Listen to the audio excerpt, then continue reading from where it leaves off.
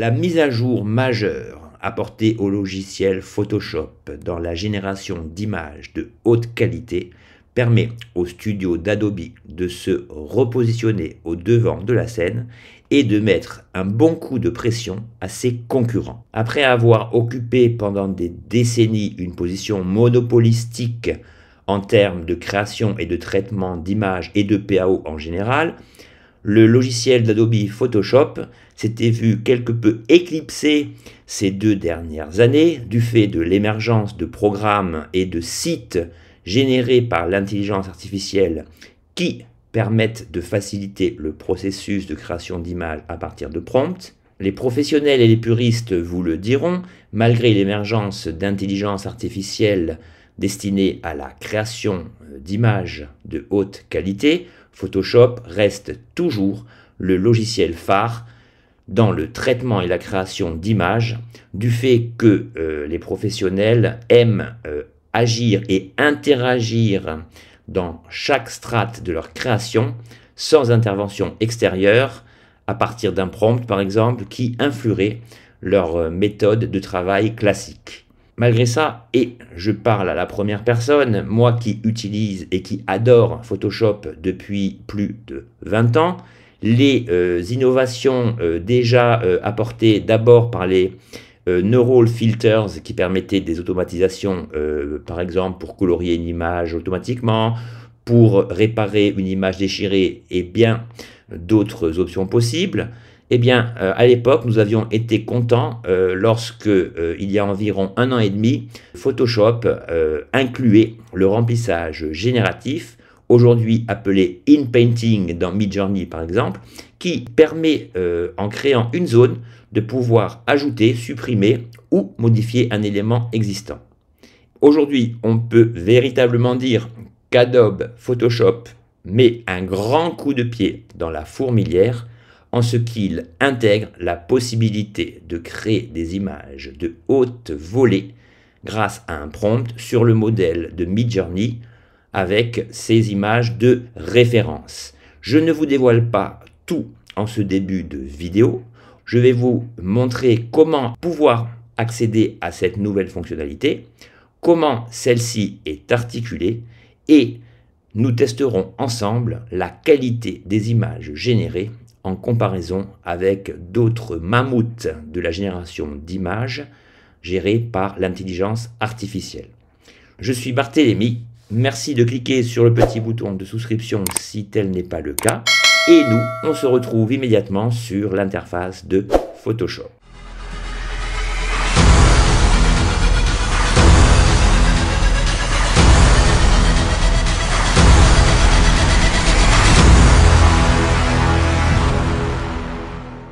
Nous voici sur l'interface de Photoshop. Lorsque vous ouvrez Photoshop, vous avez l'habitude de cette interface qui vous permet de créer de nouveaux documents, d'en ouvrir de précédents, etc. Ici, vous voyez que la nouvelle que je viens de vous annoncer en ce début de vidéo est là, Essayez lier de nouvelles générations.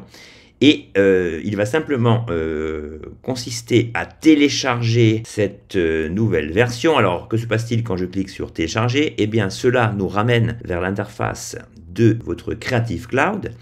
Dans cet espace, vous pouvez télécharger toutes les nouveautés en version bêta. On avait déjà connu ça il y a quelques mois lorsque Photoshop avait intégré la fonction du remplissage génératif pour être ensuite intégré pleinement dans la version alpha du logiciel. Donc ici, j'ai déjà bien sûr téléchargé la version bêta, donc je l'ouvre et nous voici donc sur une interface quasi semblable qui va donc nous permettre d'accéder à ces nombreuses et précieuses fonctionnalités. À partir d'ici, nous allons cliquer sur Démarrer. Nous nous retrouvons donc sur l'interface de Photoshop. Donc vous la connaissez, ici figurent les calques, les propriétés liées aux éléments, les couleurs, etc. Alors déjà, ce qui attire notre attention, c'est qu'en bas de la barre d'outils, une nouvelle icône est apparue et celle-ci donc vous permet d'accéder à cette nouvelle fonctionnalité de Photoshop. Vous pouvez également aller dans Édition et vous voyez qu'en dessous du remplissage génératif, vous pouvez désormais cliquer sur Générer une image. Ce que je vous conseille de faire au début, c'est de ne pas générer une image sur l'ensemble de votre composition pour voir comment on va pouvoir créer une scène complète avec cette nouvelle fonctionnalité.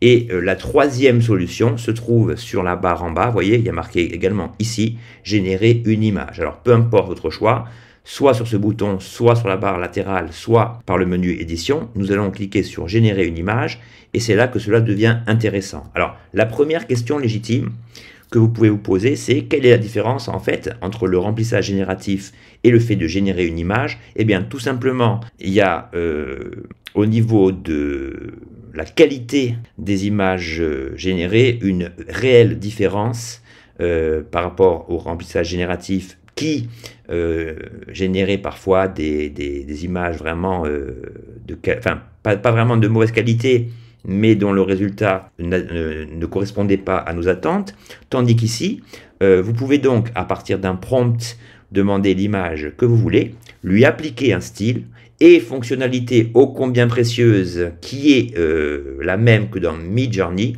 vous pouvez importer une image de référence pour infuser le style de cette dernière dans l'image que vous désirez créer. Autre élément qui est intéressant, c'est que, comme je vous disais en début de vidéo, Adobe est le studio majeur dans la création d'images via Photoshop, dans la création de vidéos via Premiere, dans la création d'effets spéciaux vidéo via After Effects, dans la création de vecteurs et de logos via Illustrator.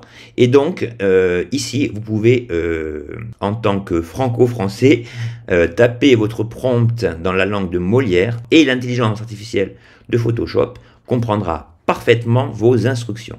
Donc ici, je vais taper « homme vêtu d'un imperméable et d'un chapeau dans une ruelle sombre, point, style, années 50. Donc, on va faire comme ceci. Pour l'instant, je crée une image brute dépourvue de toute application de style ou d'intégration d'une image de référence. Je clique sur Générer. Donc là, je n'ai pas créé de délimitation grâce à mon rectangle de sélection, donc l'image va s'appliquer sur l'ensemble de l'image. Les recommandations liées à cette version bêta de Photoshop recommandent un format maximum de 2048 x 2048. Donc voilà notre personne dans une ruelle sombre, qui n'est pas tellement sombre, mais avec son chapeau. Donc vous voyez que par rapport à un remplissage génératif, si j'opère un zoom, la qualité est vraiment au rendez-vous. Donc ici, comme dans Midjourney ou d'autres logiciels, vous avez plusieurs occurrences de la même photo. Dans Midjourney, c'est 4, ici c'est 3. Donc elles sont ici. Et vous choisissez donc de conserver l'image que vous souhaitez. L'image que vous souhaitez conserver sera évidemment déclinée sous forme de calque qui est ici. Mais vous voyez que, à la différence des autres calques, la vignette du calque m'indique voilà, 2 petites étoiles. Donc ce qui indique que cette image a été générée grâce à l'intelligence artificielle. Donc voilà la première image. Si vous désirez en générer d'autres, eh bien vous laissez votre prompt tel quel, vous cliquez sur Générer et Photoshop va se faire un plaisir de vous générer 3 nouvelles occurrences de votre image liée au prompt que vous avez tapé. Alors ce qui est aussi intéressant, c'est que la génération est très rapide. Voilà donc 3 nouvelles occurrences. Alors voilà, celle-ci est pas mal, celle-ci est pas mal aussi. Bon, voilà. Alors c'est pas tellement en style années 50. Donc là, on va voir, en changeant par exemple, homme vêtu d'un imperméable et d'un chapeau dans une ruelle sombre. Là, on va mettre 2 New York City. Donc là, je lui donne une indication relative au lieu. Et au lieu de mettre style 50s, je vais lui dire style polar, film noir. Je clique sur Générer. Alors ici, hein, évidemment, comme dans n'importe quelle intelligence artificielle, je ne cesse de répéter, la qualité de votre prompt aura une conséquence directe sur la qualité de votre image, ce qui est tout à fait logique. Donc voilà, ici, on se retrouve plus dans l'esprit de ce que je voulais. Voilà, donc ici, On est bien dans une rue, on ne sait pas si c'est New York, mais les bâtiments, les matériaux font penser qu'on est dans une ruelle de la grosse pomme. Et ici, vous voyez, le parti pris artistique est intéressant. Photoshop m'a généré des images en noir et blanc. Voilà, celle-ci est vraiment pas mal du tout. On est bien dans l'esprit d'un roman de James Ellroy ou dans un film policier à la Howard Hawks des années 40 ou 50. Donc voilà la première possibilité.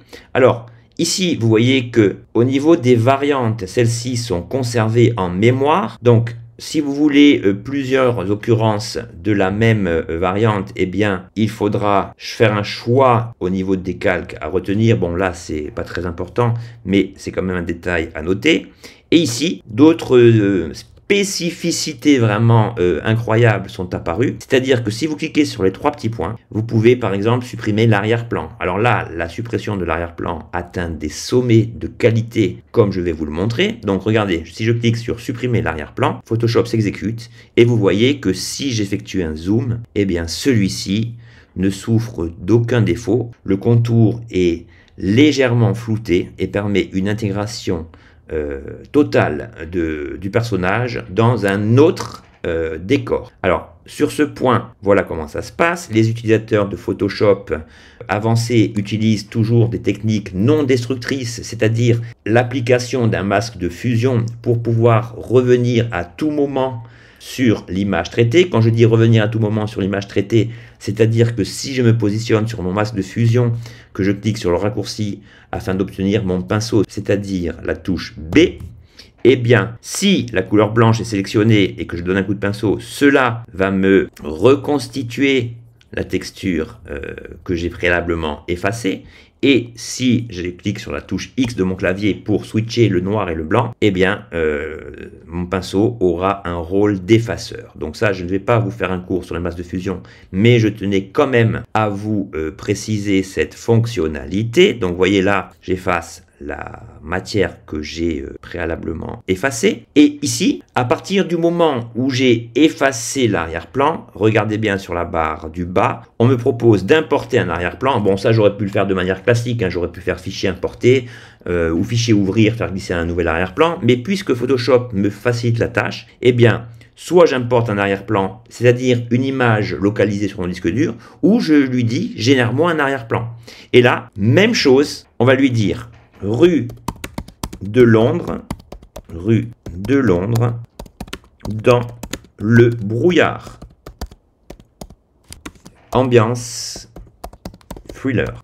On va voir si Photoshop fait bien son job et surtout, la question que je me pose, c'est est-ce que le fond va être en noir et blanc ou en couleur? Par cette question, je veux savoir si Photoshop a une certaine logique par rapport au sujet principal. Voilà, parfait. Photoshop a vraiment bien fait le job. Donc là, ce qui est énorme avec cette fonctionnalité, déjà, c'est que c'est beaucoup plus facile à créer que dans Midjourney, car si dans Midjourney, vous ne connaissez pas toutes les astuces pour générer un prompt précis, vous n'êtes pas prêt de maîtriser le logiciel. Alors que là, vous voyez que la première photo nous avait séduite au niveau du personnage principal, mais on ne trouvait pas trop l'ambiance qu'on voulait. Alors que là, le fait de pouvoir modifier l'arrière-plan après la génération générale du personnage, eh bien c'est vraiment un atout majeur. Et c'est en ce sens que Adobe, en facilitant le processus et en optimisant son arc de possibilités, eh bien facilite les choses. On va voir les autres occurrences. Celle-ci est pas mal. Celle-ci est pas mal. Alors là, vous voyez, il y a un petit peu de couleur. Bon, on va garder celle-ci. Donc voilà pour le premier exemple. À partir d'un prompt, je génère mon image. Je peux supprimer l'arrière-plan. Je peux importer un arrière-plan ou je peux générer un arrière-plan sur les mêmes bases, sur le même mode de fonctionnement qui se mariera à merveille avec votre image. Et vous voyez que si je zoome, eh bien l'ensemble est tout à fait cohérent. Après, je peux créer un calque vierge. Je peux créer un effet de brouillard grâce au pinceau personnalisé. Bon, mais ça, c'est pas le but. Donc voilà pour ma première image. Je vais donc tout masquer comme ceci. Je vais désormais opérer une sélection avec mon rectangle de sélection. Alors vous voyez, là, dès que je vais opérer une sélection grâce à un rectangle ou autre outil de sélection, par défaut, la fonction générer une image disparaît au profit du remplissage génératif. Donc ici, et à l'avenir, je pense que le remplissage génératif jouera davantage le rôle de correcteur, c'est-à-dire rajouter un élément ou un autre par rapport à une image déjà créée, plutôt que de créer quelque chose à partir de zéro. Alors ici, vous voyez que le bouton est désactivé, mais celui-ci fonctionne quand même. Donc ne vous laissez pas abuser par l'absence de couleur bleue sur la nouvelle icône que je viens de vous montrer. Et là, nous allons peaufiner. Alors, on va faire la même chose. On va faire homme vêtu d'un manteau et d'un chapeau dans une ruelle sombre de Londres avec du brouillard, ambiance vieux film thriller. À la différence près que ici nous allons cocher sur art, car j'ai constaté que lorsque vous ne lui précisiez rien, Photoshop favorise la génération d'images sur un modèle photo. Donc là on va cliquer sur art. On ne va pour l'instant pas prendre une image de référence, mais par contre, vous voyez ici, il y a des effets. Alors les effets, c'est très intéressant et c'est beaucoup plus facile à utiliser que Midjourney, je ne cesserai de le répéter. Donc les effets, vous pouvez rajouter un effet de mouvement. Cela aura pour effet, par exemple, si vous créez un personnage en train de marcher, de créer une sorte de flou d'arrière-plan. Vous pouvez insérer des matières, si par exemple vous voulez créer des personnages sur la base de statues. Donc on verra tout ça plus tard. Donc là, je ne fais que vous le montrer. Donc on va juste cliquer sur art et on va faire générer. On attend le résultat impatiemment. Bon, j'aurais pu le générer dans un espace entier, mais je voulais vous montrer le fait que on peut également générer une image, même si l'icône est désactivée.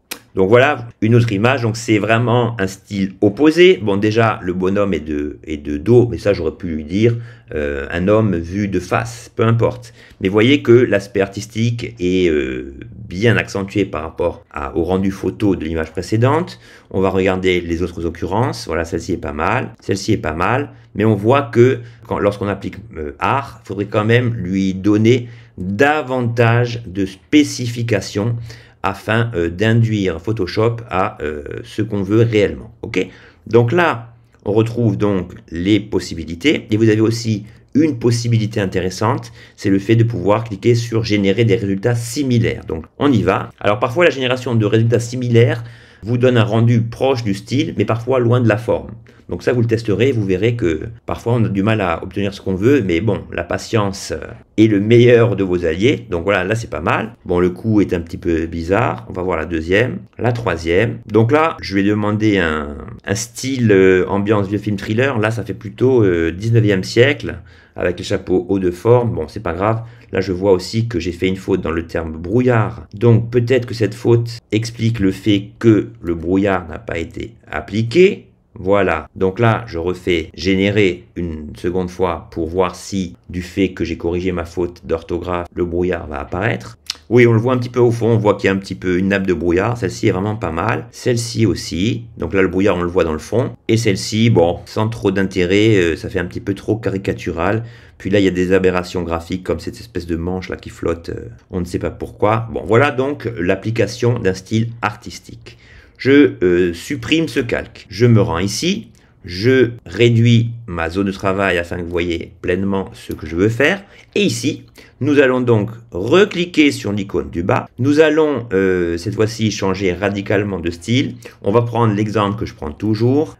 Femme blonde marchant sur la plage avec une robe rouge. Ambiance sunset. Émotionnel. Donc, vous allez me dire, hein, ceux qui suivent mes vidéos, mais pourquoi Barthélémy prend toujours la même chose? Ben justement, c'est pour voir que la différence de qualité et de rendu d'image par rapport à un prompt identique via des applications différentes.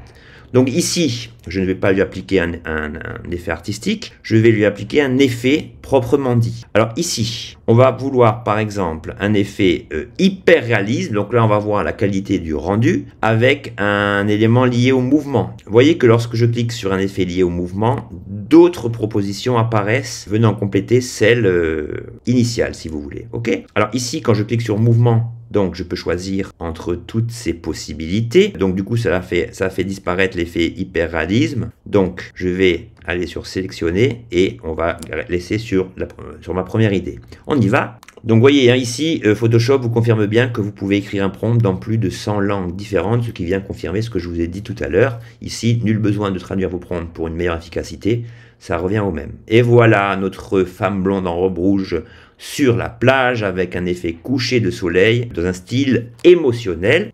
Donc tout est vraiment très bien rendu, la fille n'a pas 3 jambes, 2 mains, une tête à l'envers. Voilà, c'est très bien, c'est pas encore parfait au niveau du rendu du visage, etc.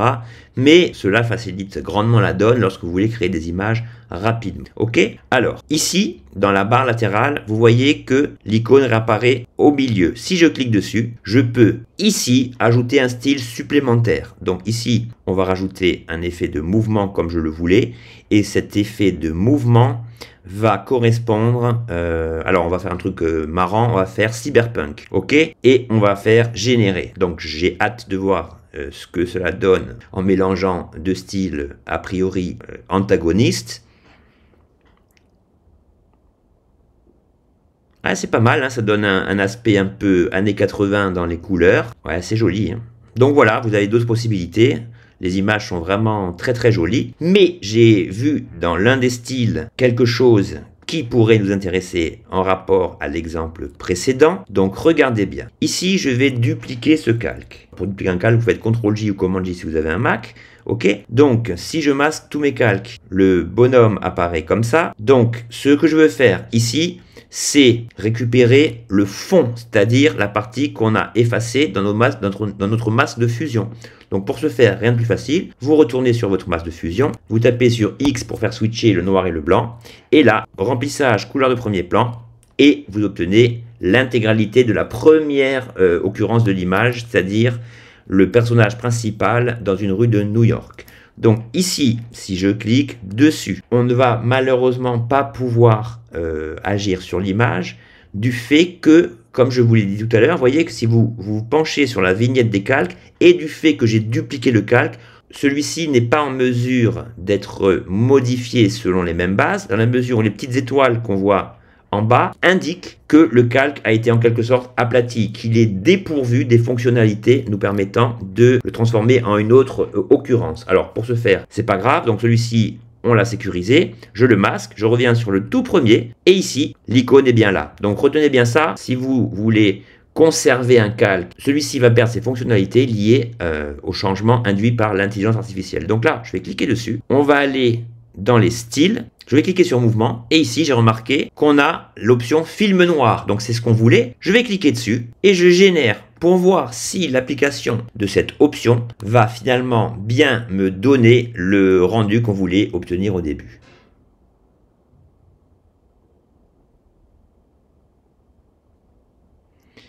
Alors, autant vous dire que sur ce plan, je suis déçu parce que là, on revient aux premières images générées.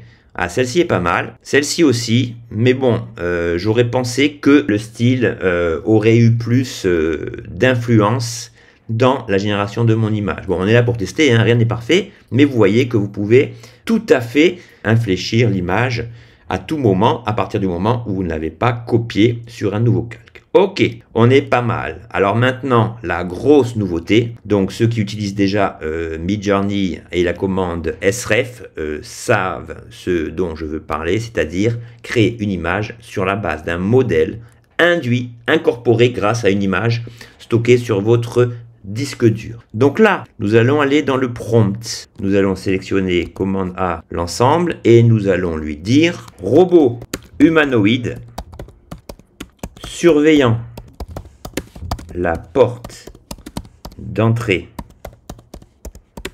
d'un vaisseau spatial, ambiance science-fiction. Alors quand je fais des tests, j'aime bien pousser les prompts dans leur dernier retranchement pour qu'ils me donnent des choses qu'on n'a pas l'habitude de voir.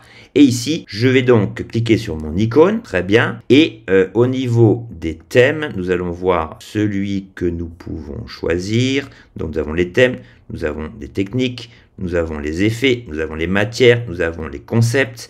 Donc au niveau du concept, on va choisir futuriste. Alors, je fais juste ce test avant de vous montrer la dernière nouveauté dont je viens de vous parler. Alors, vous voyez que lorsque vous cliquez sur les options de la barre tout en bas, vous n'obtenez pas toutes les possibilités. Alors, ici, on a un robot humanoïde. Alors, le calque est masqué, excusez-moi. Voilà, il est là. Donc, il surveille bien la porte d'entrée du vaisseau spatial dans un style futuriste. Donc là, le prompt a été parfaitement respecté. On a la deuxième occurrence dans un style un petit peu plus dessiné et la troisième. Donc là, si je ne suis pas satisfait du rendu et que je veux appliquer le style d'une image que j'ai préalablement enregistrée sur mon disque dur, sur mon robot humanoïde surveillant la porte, je vais resélectionner mon prompt, le couper ici, très bien. Là, je me rends sur un nouveau calque et là, je vais lui demander donc de me générer une image. Et là, on retrouve l'ensemble des possibilités offertes. Donc, ici, vous l'avez compris, je vais coller le même prompt.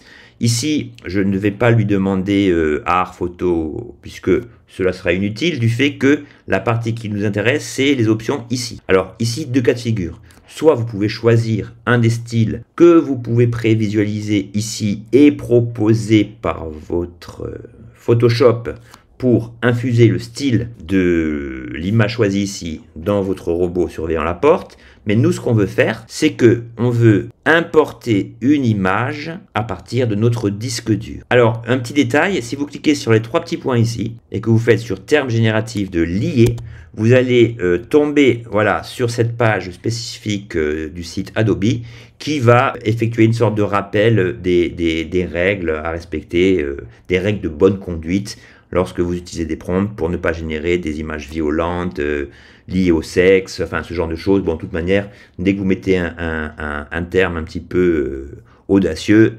n'importe quelle intelligence artificielle va vous bloquer de suite. Ok?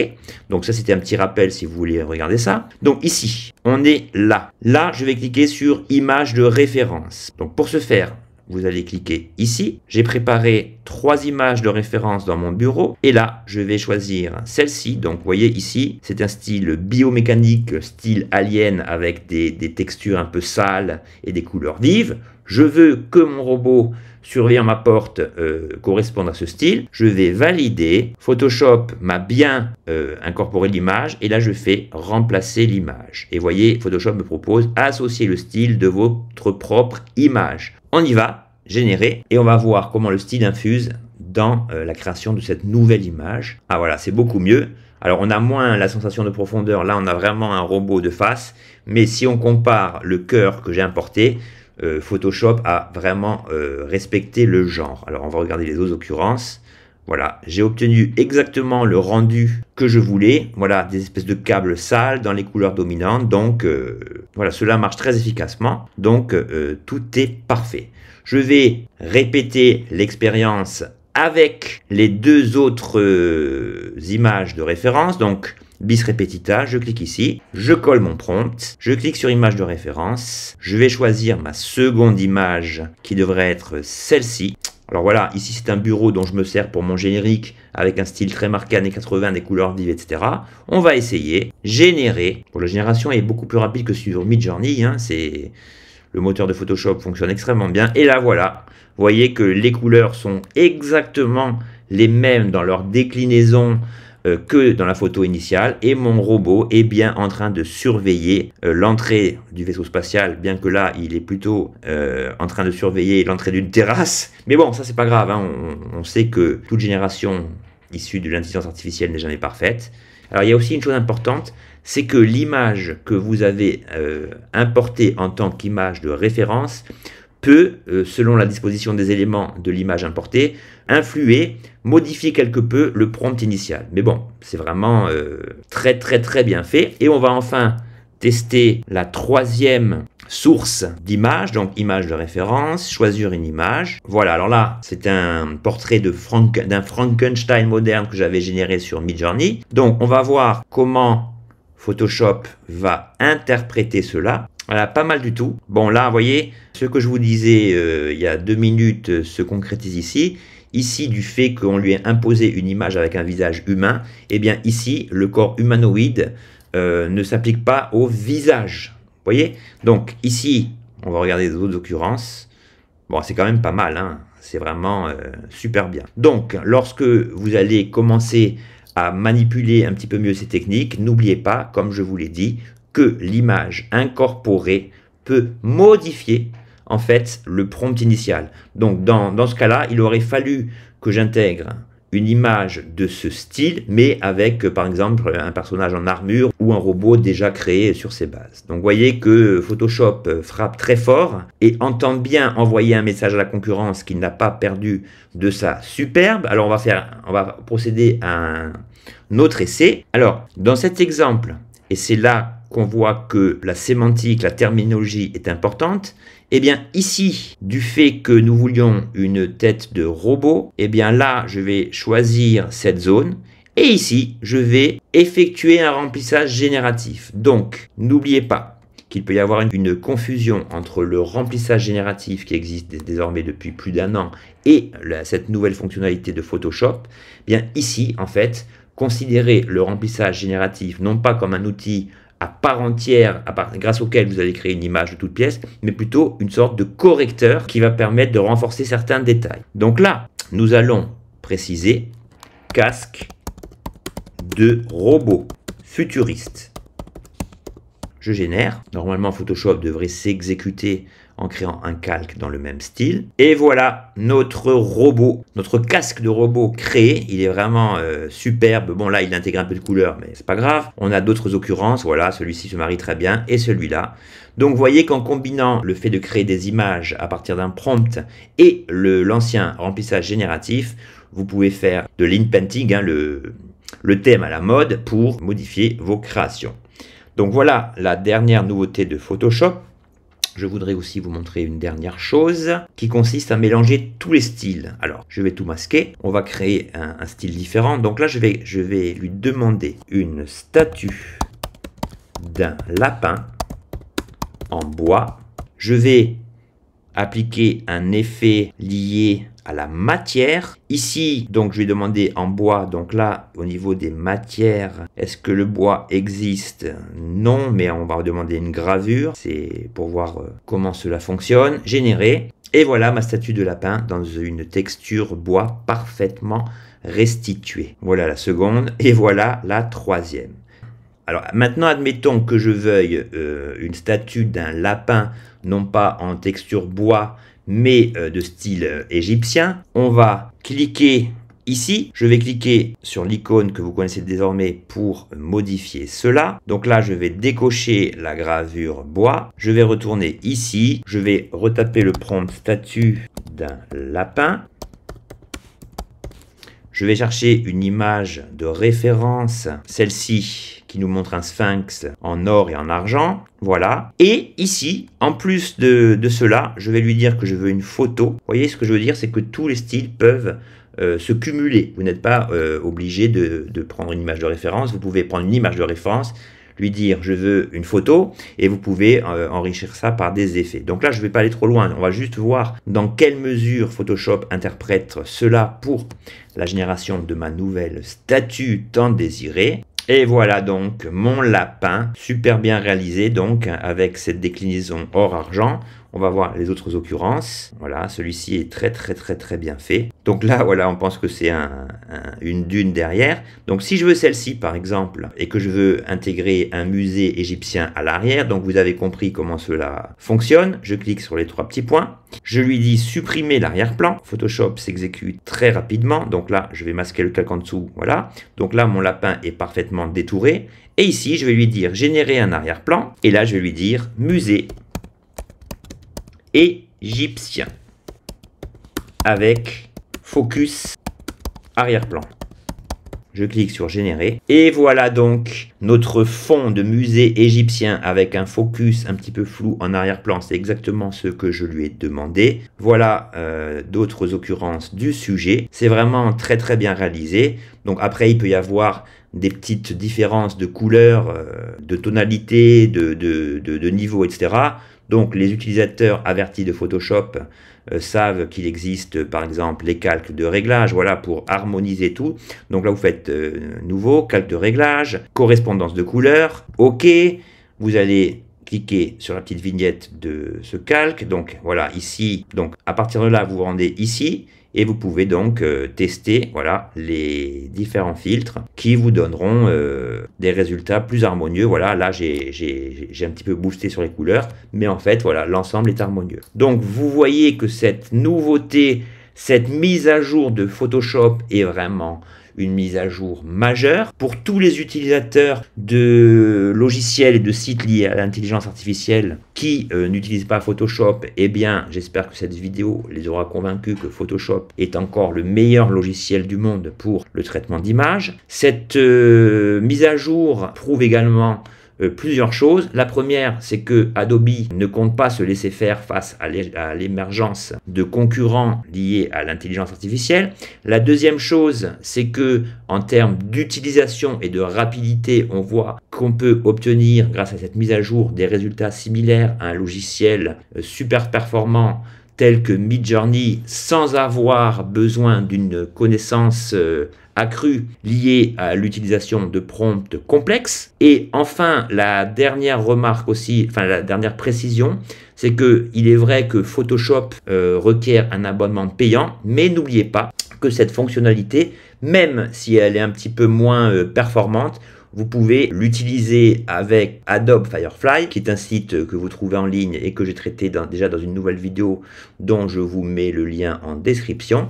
Donc, vous pouvez également tester Photoshop Beta pendant une durée limitée pour voir au final quelle est la technique que vous préférez utiliser au final. Pour ma part, Photoshop était et demeure toujours mon logiciel préféré, celui sur lequel j'ai passé le plus de temps. Et aujourd'hui, grâce à ces nouvelles fonctionnalités, eh bien, je suis un homme heureux et en dépit des découvertes et de la veille technologique accrue que j'opère chaque jour, eh bien, cette mise à jour m'est parvenue comme un véritable cadeau. Notez aussi qu'il s'agit uniquement de la version bêta et que cette nouvelle fonctionnalité, une fois qu'elle sera intégrée dans le Photoshop, dans sa version alpha, c'est-à-dire dans sa version initiale, eh bien je pense que des améliorations vont être apportées.